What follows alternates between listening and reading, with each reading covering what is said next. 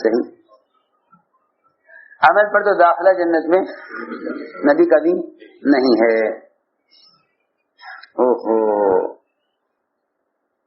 ہم تو سارے یہ مطمئن کہ میں اپنے عمل سے جنت میں داخل ہو جاؤں گا، حالانکہ نبی کا بھی داخلہ جنت میں عمل سے نہیں. آپ نے فرمایا کہ کوئی جنت میں اپنے عمل سے نہیں جائے گا. صحیح حدیث ہے، فرمایا جنت میں کوئی اپنے عمل سے نہیں جائے گا. حضرت عائشہ یہ سمجھی کہ یہ آپ امت کے بارے میں کہہ رہے ہوں گے کیونکہ امت کے اعمال اس قابل نہیں کہ وہ جنت میں لے جائیں، جنت میں داخل کر دیں. حضرت عائشہ نے عرض کیا اور آپ اے عائشہ میں بھی جنت میں اپنے عمل سے داخل نہیں ہوں گا. اللہ تعالیٰ اپنے فضل سے داخل کر لیں اللہ اپنے فضل سے داخل کر لیں تو کر لیں، مگر میں بھی جنت میں اپنے عمل سے نہیں جاؤں. میں بھی جنت میں اپنے عمل سے نہیں جاؤں. اللہ اپنے فضل سے داخل کر لیں تو کر لیں. میں نے عرض کیا جنت کا داخلہ تو اللہ کے فضل سے ہے، لیکن درجہ عمل سے ہے، علم سے نہیں. جنت کا درجہ علم سے نہیں، عمل سے ہے. اس لیے میں نے عرض کیا کہ علم دو قسم کا ہے، زبان کا اور دل کا. حدیث میں دونوں کا الگ الگ بیان کیا گیا ہے. صحیح روایت ہے العلم علمان، علم دو قسم کا، زبان کا اور دل کا. زبان کا علم یہ تو مصیبت بنے گا ابن آدم کے لیے کہ سیکھا تھا اس پر کیا عمل کیا، اور دل کا علم نفع دے گا. دل کا علم نفع دے گا. تو میں نے عرض کیا کہ اس زمانے میں مسلمان اس جہالت کا شکار ہے کہ وہ دنیا کے فنون کو علم سمجھتے ہیں. ڈاکٹری پڑھ رہے ہیں، سمجھتے ہیں علم حاصل کر رہے ہیں. انجینئرنگ کر رہا ہے کالج میں، سمجھتا ہے کہ علم حاصل کر رہا ہے. مولانا فرماتے تھے وزارت کا، تجارت کا، سائنس کا، دنیا کی مختلف چیزوں میں ریسرچ کرنے کا، یہ جتنا بھی پڑھنا ہے، فرماتے تھے کہ سب کا سب جہل ہے. سب کا سب جہل ہے. سب کا سب جہل ہے. اس بات کی تحقیق کرنا اللہ مجھ سے کیا چاہتے ہیں بس یہ علم ہے. دیکھو میری بات توجہ سے سنو. اس بات کی تحقیق کرنا اللہ مجھ سے کیا چاہتے ہیں بس یہ علم ہے. اس بات کی تحقیق کرنا اللہ مجھ سے کیا چاہتے ہیں بس یہ علم ہے. باقی دنیا کے فنون میں لگنا اس کا تعلق ایک وقتی ضرورت سے ہے، آخرت سے اس کا کوئی تعلق نہیں. آخرت سے اس کا کوئی تعلق نہیں. ہم نہیں کہتے نہ سیکھو، اس کا تعلق. ایک آدمی بڑھائی ہے،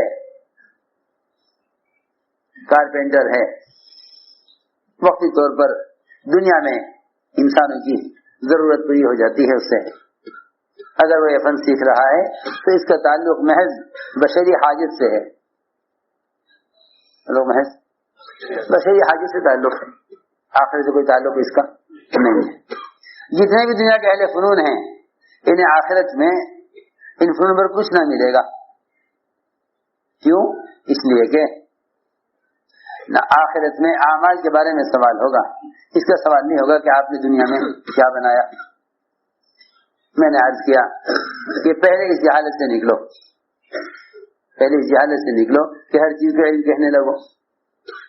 علم صرف اسے کہتے ہیں، علم میں لگنا اس بات کی تحقیق میں لگنے کو کہتے ہیں کہ میرا رب مجھ سے کیا چاہتا ہے. میرا رب مجھ سے، بس کتنا آسان ہو گیا. علم میں لگنا اس بات کی تحقیق میں لگنا کہ میرا رب مجھ سے کیا چاہتا ہے. حضرت عمر رضی اللہ تعالیٰ عنہ علم حاصل کیا، علم حاصل کیا. قرآن کا بھی حدیث کا بھی سب سے زیادہ آپ کی منشا کو پہچاننے والے عمر، بلکہ ایسے عمر کہ اس درجے کا علم رکھنے والے، اس درجے علم رکھنے والے عمر رضی اللہ تعالیٰ عنہ حلال چیزوں کے نقصانات دیکھا کرتے تھے. حلال چیزوں کے نقصانات دیکھا. آج کل کے پڑھے لکھے آج کل کے پڑھے لکھے، میں جو کچھ کہہ رہا ہوں توجہ سننا، آج کل کے پڑھے لکھے یہ تو حرام چیزوں کے منافع دیکھتے ہیں. آج کل کے پڑھے لکھے حرام چیزوں کے فائدے دیکھتے ہیں کیا ہے، پھر تعویلیں کرتے ہیں بھائی نہیں یہ تو یوں ہے، یہ تو وہ حلال وہ حرام تھا یہ حرام نہیں ہے، وہ حرام تھا یہ حرام نہیں ہے. جی ہاں، آج کل کی چیزیں لوگ انہیں کوشش میں ہیں کسی طرح حلال ہو جائیں کیونکہ اس میں ان کو فائدے اور منافع نظر آ رہے ہیں. جی ہاں، حدیث میں آتا ہے ایسا زمانہ آئے گا کہ لوگ کہیں گے کہ نہیں بھائی وہ حرام تھا یہ حلال ہے، حالانکہ کسی کا حرام حلال ہونے کا تعلق ٹیکنالوجی سے نہیں ہے، کسی کا حرام حلال ہونے کا تعلق ٹیکنالوجی سے نہیں ہے. ٹیکنالوجی وہ تو حرام کی شکلیں بدل دیں گی، وہ حرام کی شکلیں بدل دیں گی، مقاصد وہی ہوں گے، مقاصد وہی ہوں گے، شکل وہ حرام کی شکل کو بدل دیں گے. مسلمانوں میں پڑھے لکھے یوں کہیں گے کہ بھائی وہ حرام تھا یہ حلال ہے. حدیث میں ہے، جو حدیث کی بات کر رہا حدیث میں ہے کہ ایک زمانہ آئے گا، ایک زمانہ آئے گا کہ لوگ حرام کو حلال کریں گے اور یہ کہیں گے کہ وہ حلال وہ حرام تھا یہ حلال ہے، حالانکہ دونوں کے مقاصد ایک ہی ہوں گے، مقاصد دونوں کے. میں تو کہہ رہا تھا کہ اس زمانے کے پڑھے لکھوں کا مزاج یہ ہے کہ حرام کو کسی طرح حلال کر لو تاکہ اس کے فائدے حاصل ہو جائیں. اور عمر رضی اللہ عنہ اس کوشش میں تھے کہ جو چیز حلال ہے، جو چیز حلال ہے اسے حرام کراؤ، جو چیز حلال ہے اس کو حرام کراؤ. پردہ نہیں تھا، پردہ نہیں تھا. حضرت عمر نے عرض کیا کہ یا رسول اللہ، اللہ سے کہہ کر پردے کا حکم نازل کرائیے. ہم اے عمر، جب اللہ زیادہ جاننے والے ہیں اور اللہ تعالیٰ مسالے سے واقف ہیں کہ نہیں جی نہیں، آپ اللہ سے کہیے، آپ اللہ سے کہیے پردے کا حکم نازل ہو جائے. اس لیے کہ لوگوں کی نیتیں خراب، نظریں خراب، منافقین آپ کے پاس آتے ہیں، آپ کے بعد یہ مظاہرات سامنے ہوتی ہیں، یہ بری نظر کے لوگ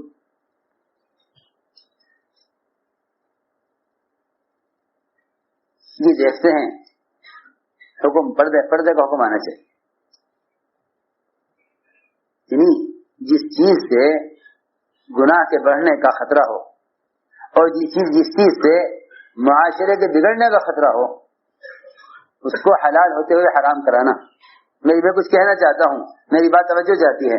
آج کل بعض لوگ ایسے ہیں جو بہت پڑھے لکھے علم رکھتے ہیں مگر اس کوشش میں ہیں کہ کسی طرح وہ چیزیں ان چیزوں کا حرام نہ کہا جائے جن چیزوں سے کچھ وقتی فائدے حاصل ہو رہے ہیں. میں کچھ کہنا چاہتا ہوں. عمر رضی اللہ تعالیٰ عنہ وہ یہ دیکھ رہے کہ معاشرہ کس چیز سے معاشرہ بگڑ رہا ہے، اس کو کسی طرح حرام کرائیں. وہ یہ نہیں دیکھ رہے بھائی اللہ نے حلال کیا تو اللہ تم سے زیادہ اللہ جاننے والے ہیں، تمہیں کیا ضرورت پیش آ رہی ہے کہ تم زبردستی کسی چیز کو حرام کرو، تمہیں کیا ضرورت پیش آ رہی ہے کہ نہیں جی ہم تو نقصان دیکھ رہے ہیں، ہم یہ نہیں دیکھ رہے کہ حلال ہے یا جائز ہے، ہم تو اس کا نقصان دیکھ رہے ہیں. عمر رضی اللہ تعالی عنہ ابھی یہ بات کہہ کے وہاں سے ہٹے نہیں تھے کہ آسمان سے وحی آ گئی، آسمان سے وحی آ گئی.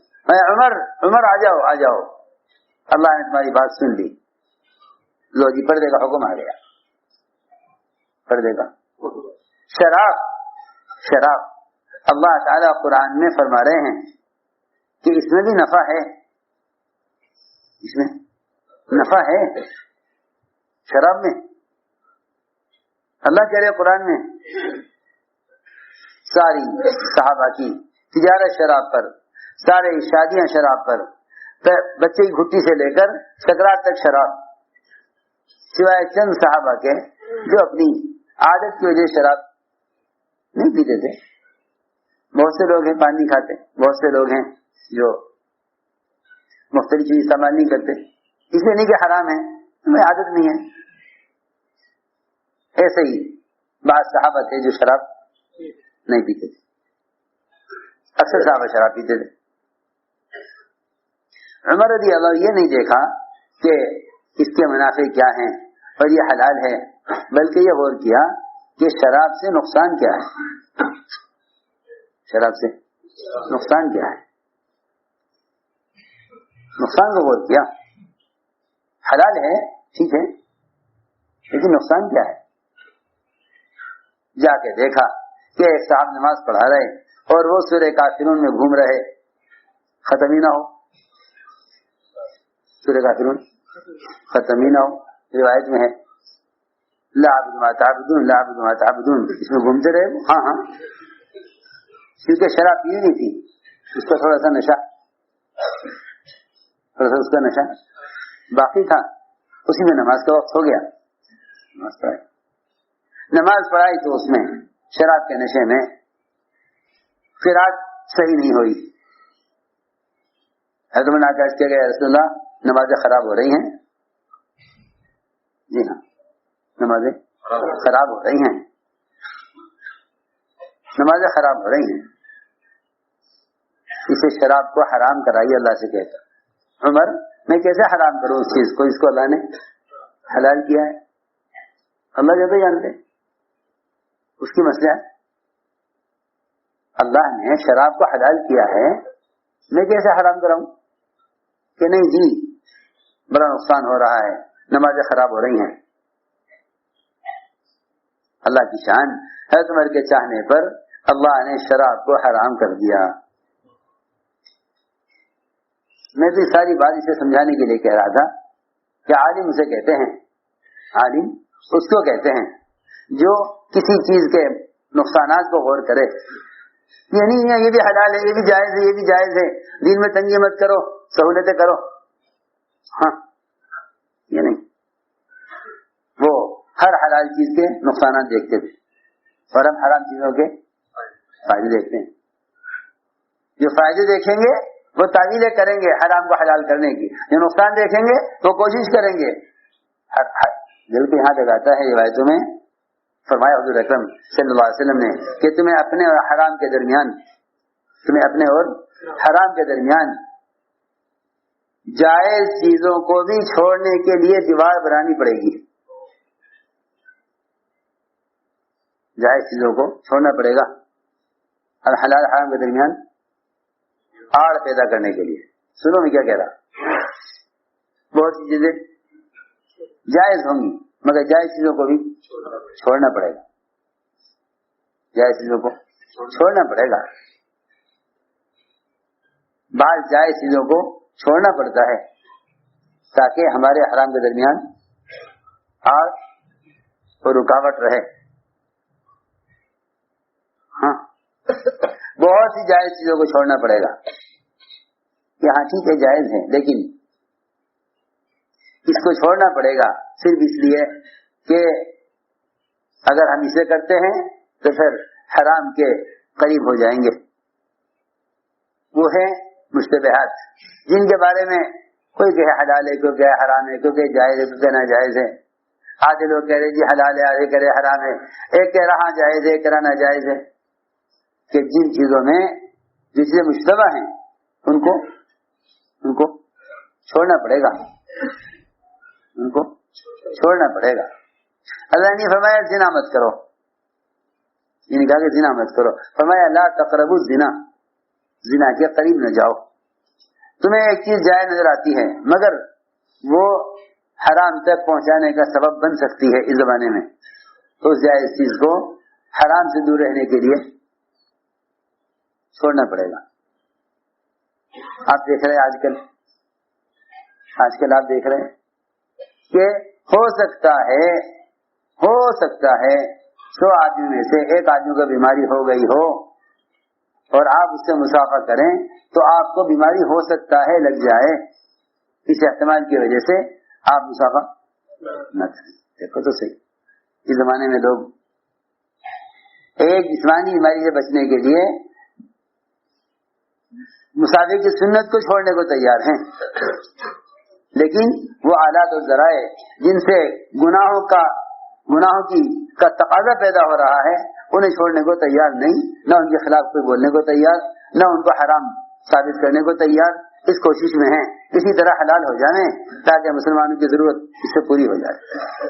یہ کہنا چاہیے، یہ سنتیں چھوڑ دیں گے بیماریوں کا منتقل ہونے کے ڈر سے، مگر ایسے آلات اور ذرائع نہیں چھوڑیں گے جو یقینی طور پر فحش اور گندگی کو پھیلا رہے ہیں، اس کو نہیں چھوڑنے کے کہ نہیں جی آپ حلال چیز کو حرام مت کیجیے۔ تو میری بات سمجھ میں آ رہی؟ ہاں، یہ آلات اور ذرائع لوگ ایک ادھر استعمال کریں گے کہ بھائی حلال ہے حلال ہے حلال ہے، کیسی عجیب بات ہے۔ منکرات کے پھیلنے کے آلات کو تو ضرورت سمجھ کر استعمال کر لیں، اور بیماری کا ڈر سے کوئی دوسرے کو مسافہ بھی نہ کرے، کہ مسافہ نہ کرنا ورنہ بیماری منتقل ہو جائے گی۔ عجیب بات ہے، حالانکہ منکرات جسمانی بیماریوں سے کہیں زیادہ متعدی ہیں۔ منکرات جسمانی بیماریوں سے کہیں زیادہ متعدی ہیں۔ منکرات جسمانی بیماریوں سے کہیں زیادہ اڑ کر لگنے والے، منتقل ہونے والے منکرات بہت زیادہ ہیں۔ جسمانی بیماریاں، اور میں تمہیں کیا بتاؤں، جسمانی بیماریاں جب منتقل ہوتی ہیں جب لوگوں کے گناہ ایک سے ہو جاتے ہیں۔ جو لوگ اجتماعی طور پر گناہ کریں گے ان کی بیماریاں زیادہ منتقل ہوں گی، اور میں آپ سے یقین طور پر کہہ سکتا ہوں بالکل حلف اٹھا کر کہ جو بیماریاں بڑھی ہیں دنیا میں، یہ بیماریاں منکرات کرنے والوں کے ساتھ اختلاط کرنے سے بڑھی ہیں۔ یہ بیماریاں منکرات کرنے والوں کے ساتھ اختلاط کرنے سے بڑھی، منکرات کرنے والوں کے ساتھ رہنے سے بیماریاں متعدی ہوتی ہیں، کیونکہ جس منکر کی وجہ سے بیماری پیدا ہوتی ہے، جب ان بیماروں کے ساتھ مل کر آدمی منکرات کو کرتا ہے تب بیماری متعدی ہوتی ہے، ورنہ جو بیماریاں منکرات کرنے والوں کے ساتھ رہنے کی وجہ سے متعدی ہوئی ہیں، لوگ ان بیماریوں کو عبادت پر جمع ہونے پر بھی ان بیماریوں کو متعدی سمجھ بیٹھیں گے، بیماریوں کو متعدی سمجھ بیٹھیں گے۔ میں کیا کہہ رہا، تمہیں میری بات کی طرف پوری توجہ دینی پڑے گی۔ جو بیماریاں منکرات کی وجہ سے متعدی ہوئی ہیں، آپ کو بیماریاں عبادات سے بھی متعدی ہوتی نظر آئیں گی۔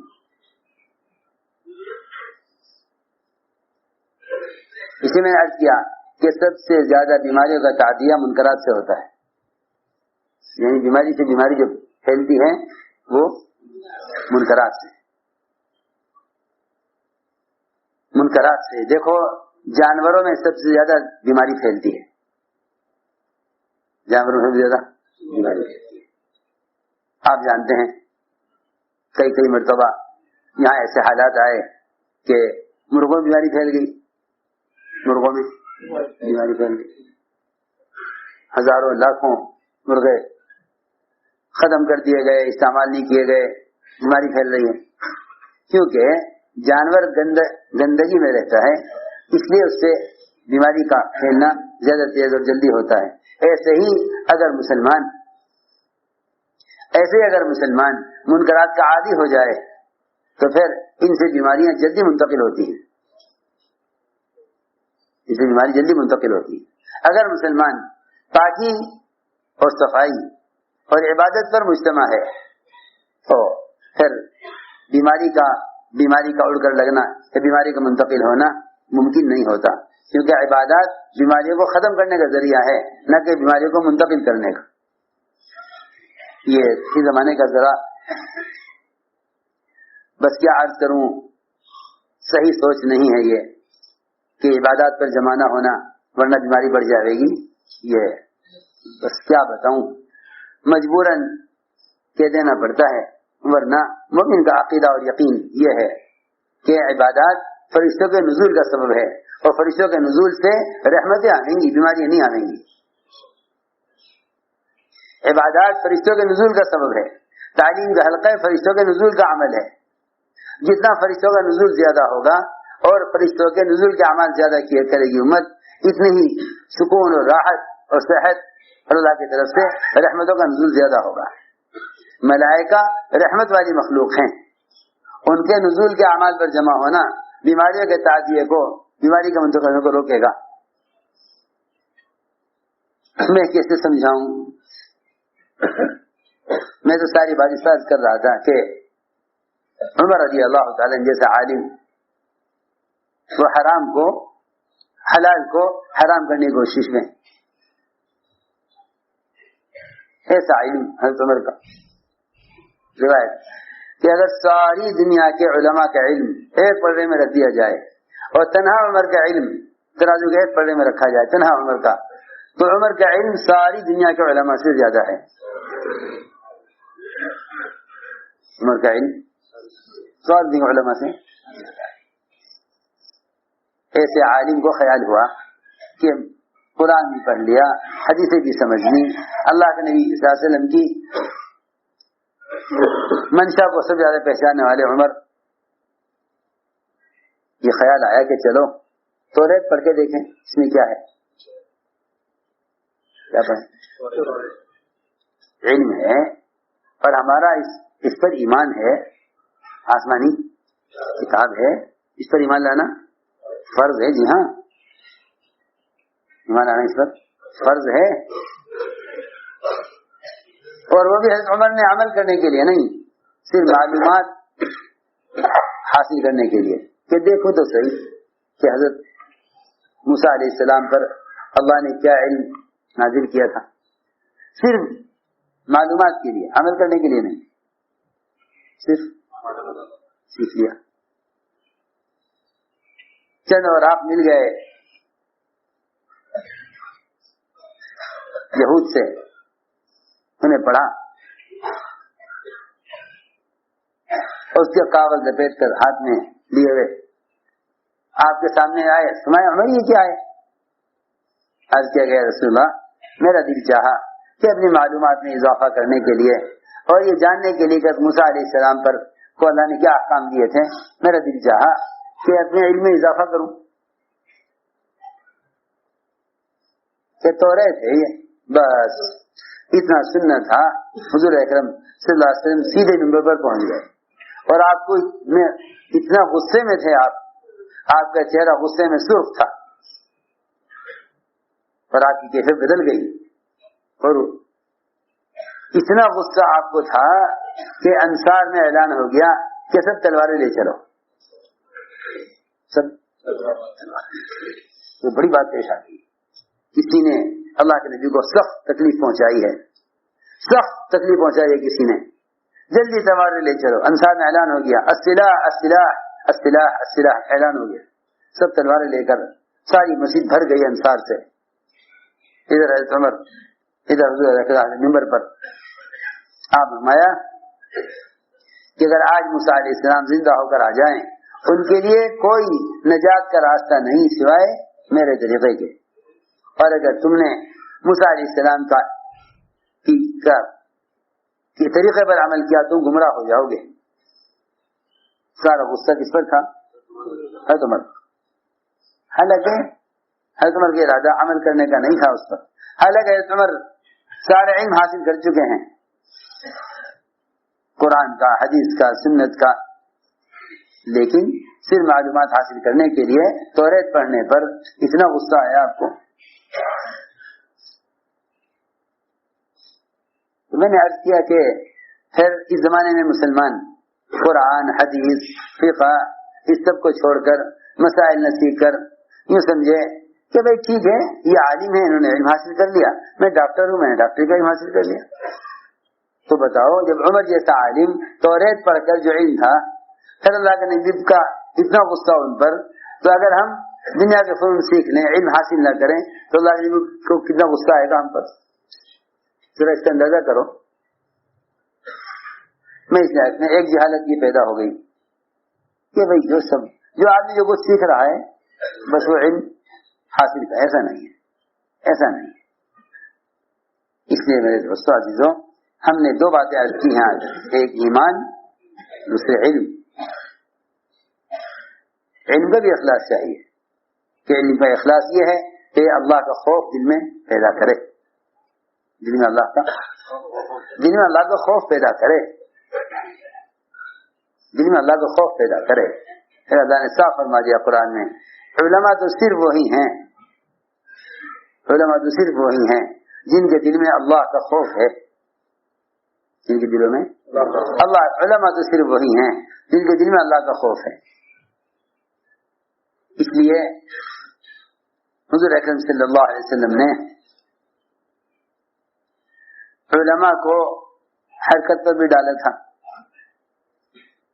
کیونکہ اللہ کے راستے کے خروج اور نفر کا جو اصل مقصد ہے وہ علم کو امت تک پہنچانا اور امت کو جہالت سے نکالنا ہے، امت کو جہالت سے نکالنا، امت تک علم پہنچانا، یہ اصل خروج اور نفر کا اصل مقصد یہ ہے۔ اللہ تعالی نے علم کو نقل و حرکت کے ساتھ جوڑا ہے اور علماء کو اپنا وارث فرمایا ہے کہ علماء انبیاء کے وارث ہیں، علماء انبیاء کے وارث ہیں، علماء انبیاء کے وارث ہیں۔ عجیب بات ہے، آپ نے علم کی مثال بادل سے دی، علم کی مثال آپ نے بادل سے دی، کنویں سے نہیں۔ آج کل لوگ کہتے ہیں کہ بھائی ہم تو علم کا کنواں ہیں، جسے علم حاصل کرنا ہے وہ کنویں کے پاس آئے، اس لیے کہ پیاسا کنویں پر آتا ہے، کنواں پیاسے کے پاس نہیں جاتا۔ یہ فرضی مثال ہے، جھوٹی مثال، سچی مثال یہ نہیں ہے۔ یہ کیا ہے؟ جھوٹی مثال، فرضی مثال، یہ سچی مثال نہیں ہے۔ لوگ یہ کہتے ہیں کہ بھائی ہم تو علم کا کنواں ہیں اور پیاسا کنویں پر آتا ہے، کنواں پیاسے کے پاس ہمیں تو نہیں ملی کہیں حدیث میں، کہیں آپ نے اپنے علم کی مثال کنویں سے دی ہو۔ ہاں یہ ملا ہے کہ آپ نے علم کی مثال بادل سے دی ہے۔ اللہ نے جو علم اور ہدایت دے کر مجھے بھیجا ہے اس کی مثال گھنے بادل کی طرح ہے۔ اور آپ جانتے ہیں کہ زمین حرکت نہیں کرتی، بادل حرکت کرتے ہیں، زمین اپنی جگہ اور بادل بھیجے جاتے ہیں زمینوں پر۔ اصلی حج قد فلاں، جا فلاں کے باغ کو سیراب کر، آپ حدیثیں پڑھتے ہیں فضائل میں، فضائل پڑھتے ہیں نا، جا فلاں کے باغ کو سیراب کر، وہ بدلی چلی۔ سارے علماء امت کی تمام طبقات کی طرف، سارے علماء امت کے تمام طبقات کی طرف اس طرح مامور ہیں جس طرح بادلوں کو اللہ رب ہٹاتے ہیں اور حکم دیتے ہیں بنجر زمین پر جا کر برسنے کے لیے۔ زمین حرکت نہیں کریں گی، بادل حرکت کریں گے۔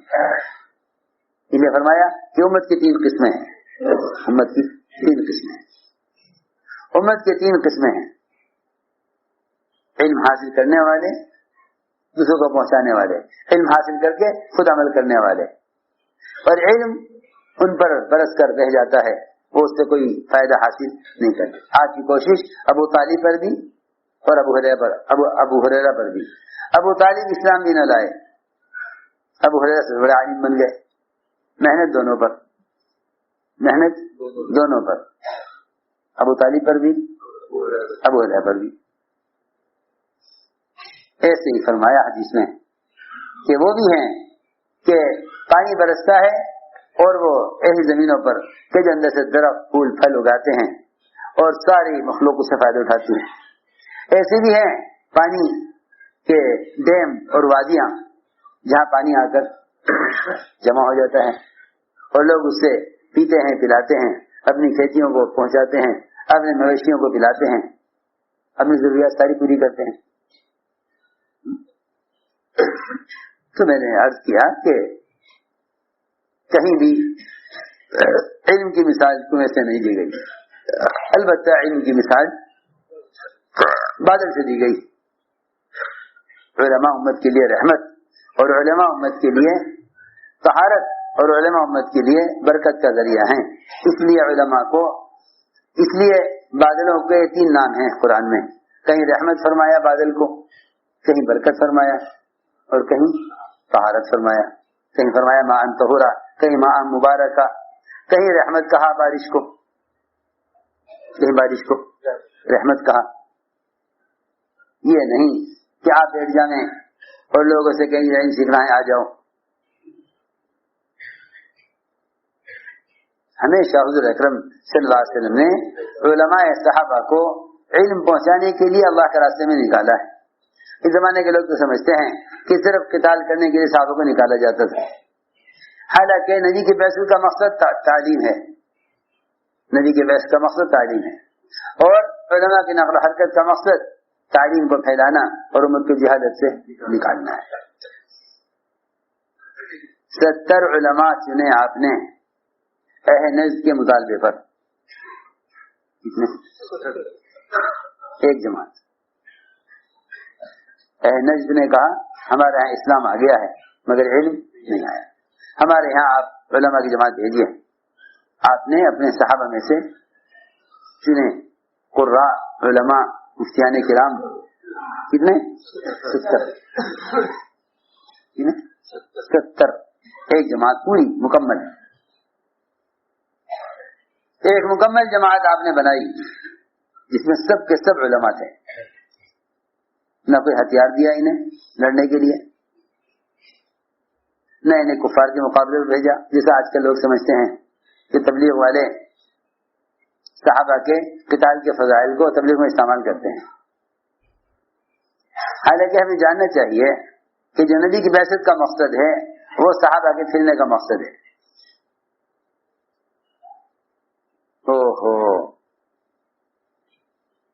70 علماء صرف علم پہنچانے کے لیے بھیجے گئے۔ اہل نجد نے مطالبہ کیا، اب مجھے اطمینان نہیں اہل نجد پر، مگر کیونکہ وہ علم حاصل کرنے کے لیے ہم سے مطالبہ کر رہے ہیں تو ہمیں علماء کی جماعت بھیجنی چاہیے۔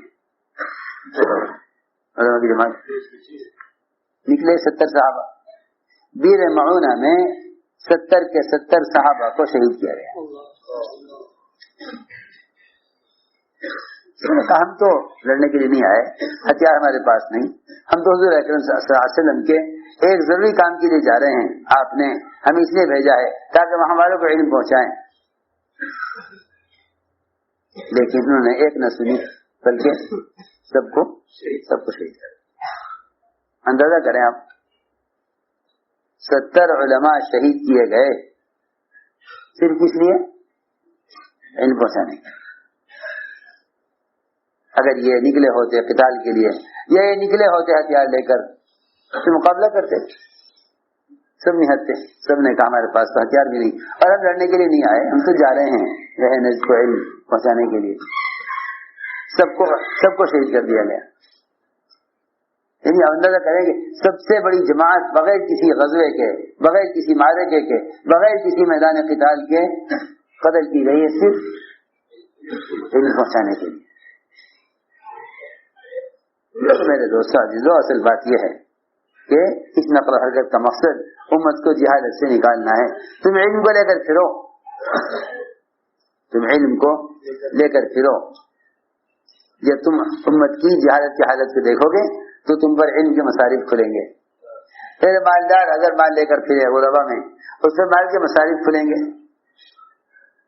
جی ہاں، جو مالدار فقراء کے درمیان نہیں جاتے ان پر اپنے مال کے مصارف نہیں کھلتے، ان کا مال ضائع ہوتا ہے، ان کا مال ضائع ہوتا ہے، انہیں سمجھ نہیں آتا کہاں خرچ کریں۔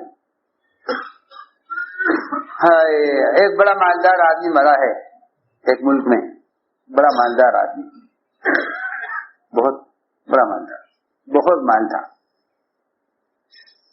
کارخانے، فیکٹریاں، بہت کچھ تھا، اولاد کوئی ہوئی نہیں، اولاد کوئی ہوئی نہیں، بیوی پہلے مر گئی، اکیلے رہ گئے، سوچتا رہا مرنے کے وقت کہ اس مال کا کیا کروں، تو ساری فیکٹری، سارا مال، سب کچھ اپنے کتے کے نام کر کے گیا.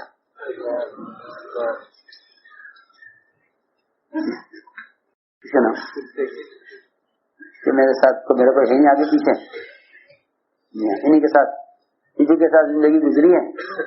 ہاں ہاں ساری جائیداد اس کے نام.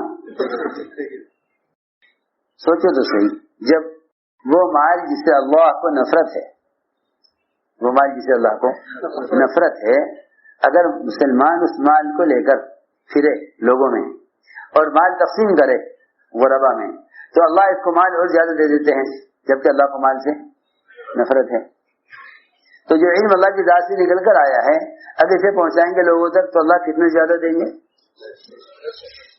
جی ہاں، لوگ تو علم کو لے کر پھرنے کو اپنی تعلیم اور علم میں حارج سمجھتے ہیں. کیا سمجھتے ہیں؟ حارج. اس سے حرج ہوگا علم کا. کیسے عجیب سوچ ہے لوگوں کی کہ اگر جماعت سے نکلو گے تو تعلیم کا نقصان ہوگا.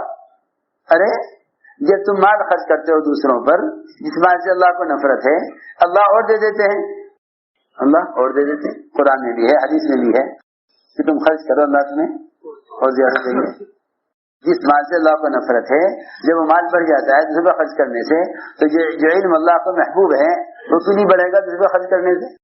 لیکن لوگ خروج کو علم حاری سمجھتے ہیں، حالانکہ اس نفر کا مقصد امت تک علم کو پہنچانا اور امت کو جہالت سے نکالنا ہے. یہ علماء کی نقل و حرکت کا اصل مقصد ہے. میں نے تمہاری بات فرض کی ہے کہ دونوں چیزیں ہیں، علم اور ایمان. ان دونوں فریض پر امت کو لانا ہے. ایک تو امت کو ایمان پر لاؤ، دوسرے امت کو علم پر لاؤ. خود بھی علم اور ایمان پر آؤ، اس لیے کہ ان دونوں کے بغیر کسی عمل کا اعتبار نہیں ہے.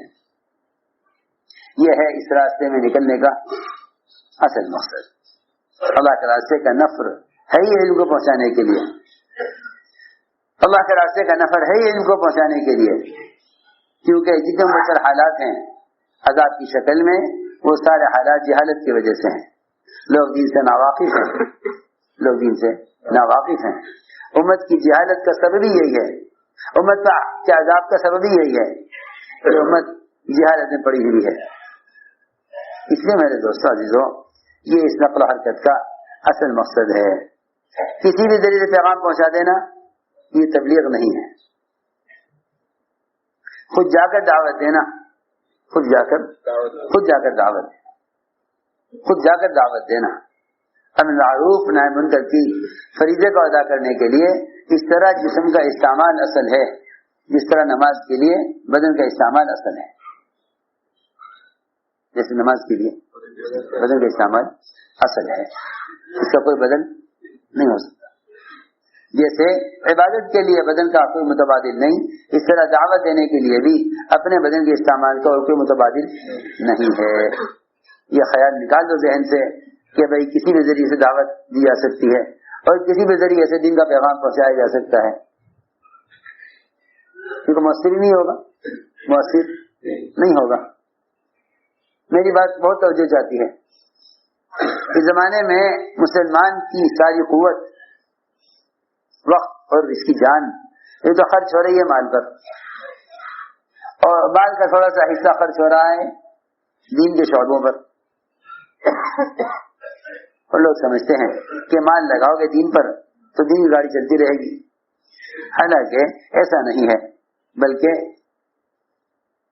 جب تک مسلمان کی جان اور اس کا مال براہ راست مسلمان کو دین پر لانے کے لیے خرچ نہیں ہوگا، اس وقت تک عملی محنت نہیں ہوگی. اس لیے دعوت التبلیغ عملی محنت کا نام ہے.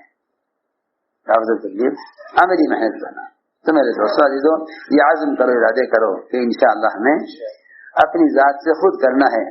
ہر ایک کو جا کر خود دعوت دو. ہم بے چین ہوں لوگوں کے پاس جانے کے لیے، اس لیے کہ خود دعوت دیے بغیر ذمہ داری ادا نہیں ہوتی. خود دعوت دیے بغیر یہ اخبار و رسائل اور یہ دنیا جہان کی خرافات جو محض فحش کو پھیلانے کے لیے بنائی گئی ہیں، آپ اس کے ذریعے سے دین کے پیغامات پہنچا کر سمجھیں کہ ہم تبلیغ کا کام کر رہے ہیں، ہرگز نہیں۔ جو نماز نبی کے طریقے پر نہیں وہ نماز مردود ہے، اور جو دعوت نبی کے طریقے پر نہیں وہ دعوت بے اثر ہے۔ سیدھی بات ہے، سیدھی بات ہے۔ جس طرح عبادت کو سنت پر لانا عبادت کی قبولیت کے لیے شرط ہے، ایسے ہی دعوت اللہ کو صحابہ کے طریقے پر لانا یہ ذمہ داری کے ادا ہونے کے لیے شرط ہے۔ آپ یہ کہہ نہیں سکتے کہ بھائی پھرنا ضروری نہیں، پھرنا کوئی ضروری نہیں، اور بھی ذرائع ہیں دین کے پہنچانے کے، نہیں۔ اگر کوئی اور ذریعہ سوچو گے تو یہ سوچ خلاف سنت ہوگی۔ ہمیں بات سمجھ آ رہی؟ اگر کوئی اور ذریعہ سوچو گے دین کی باتوں کے پہنچانے کا تو یہ سوچ خلاف سنت ہوگی، اور جو عمل خلاف سنت ہے وہ اللہ کے یہاں قابل و قبول نہیں ہے۔ تو سیدھی بات ہے۔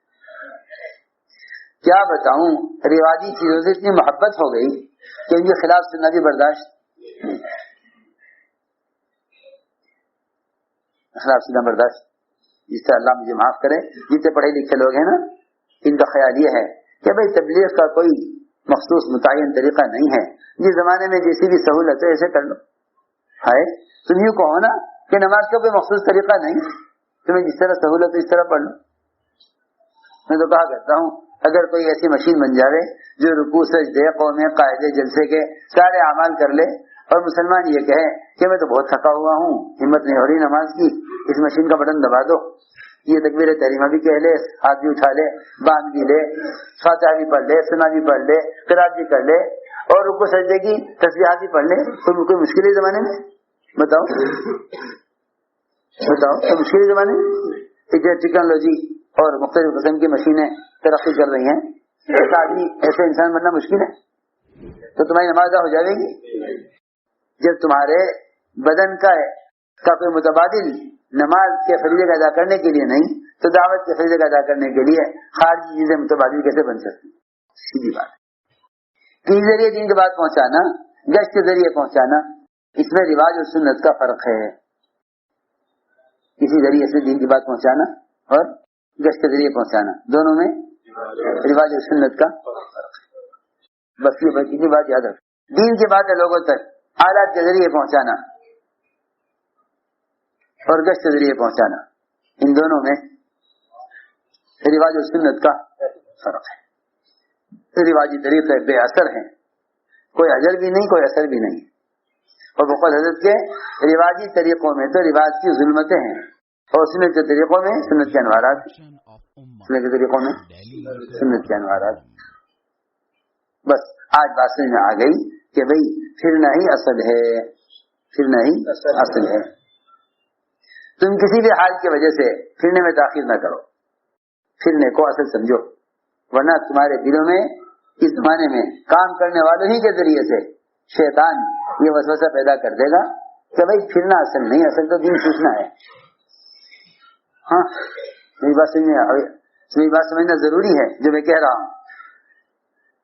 شیطان کیا ڈالے گا دماغ میں؟ پھرنا اصل نہیں، اصل تو دین سیکھنا ہے۔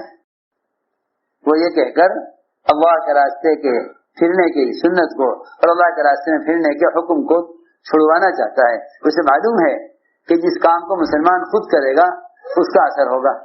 پھرنا تو بذات خود اللہ کا امر ہے، پھرنا بذات خود اللہ کا امر ہے۔ حضرت فرماتے تھے اگر پھرنا نہ ہوتا تو میں دنیا میں رہنا پسند نہ کرتا،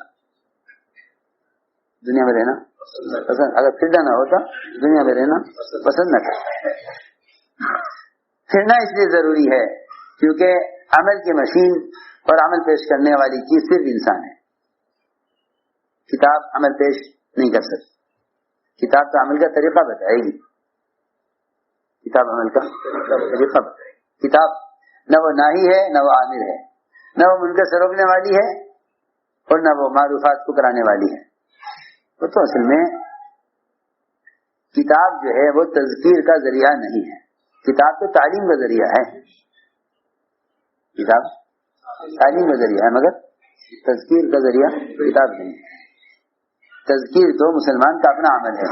حکم ذکر، آپ کو یاد دلائیے لوگوں کو، آپ کتاب میں لکھ کر بتا دیں کہ یوں یوں ہے، یہ تذکیر کا طریقہ نہیں ہے. تذکیر کا جو امر ہے وہ کس کے لیے ہے؟ نبی کے لیے ہے. اور تذکیر کا جو حکم ہے وہ مسلمان کے اپنے لیے ہے, ہر ایک کے لیے. ذکر فإن الذکریٰ تنفع المؤمنین, آپ خود جا کر یاد دلائیے لوگوں کو. اس لیے لوگوں کو بھلائی کا حکم کرنا, برائی سے روکنا, اس کا تعلق تحریر سے یا تقریر سے یا کسی کتاب و رسالے سے نہیں ہے, بلکہ المعروف اور نہی منکر جو دعوت کا خلاصہ ہے, یہ ذمہ داری ادا نہیں ہوتی جب تک خود جا کر دعوت نہ دی جائے.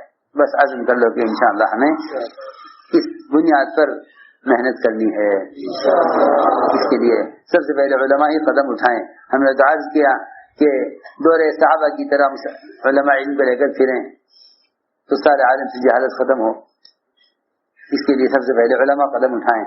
جو علماء ماشاءاللہ سال لگائے ہوئے ہیں وہ عرب سال میں آپ کو پیش کریں. جو علماء سال کے لیے آئے ہیں وہ سال پیش کریں.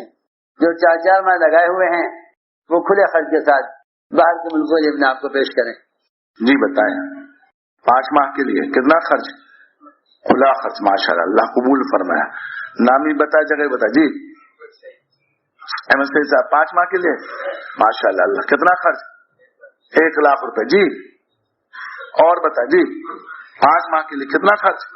کھلا خرچ. جی 5 ماہ کے لیے کھلا خرچ, ماشاءاللہ. جی مصطفیٰ صاحب مہاراشٹر کے کتنا خرچ؟ کھلا خرچ, ماشاءاللہ. جی 5 ماہ کے لیے, 1 سال کے لیے, ماشاءاللہ اللہ قبول فرمائے. اور بتائیں بھائی, تھوڑی دیر بیٹھ جائے, تھوڑی دیر بیٹھ جائے, تشکیل ہونے دے بیٹھ جائے. ہر سال 6 مہینے کے لیے اللہ بے حد قبول فرمائے. ہاں جی ماشاءاللہ. جی سالانہ 6 مہینے کے لیے. جی بھائی جاؤ نہیں بھائی, لکھا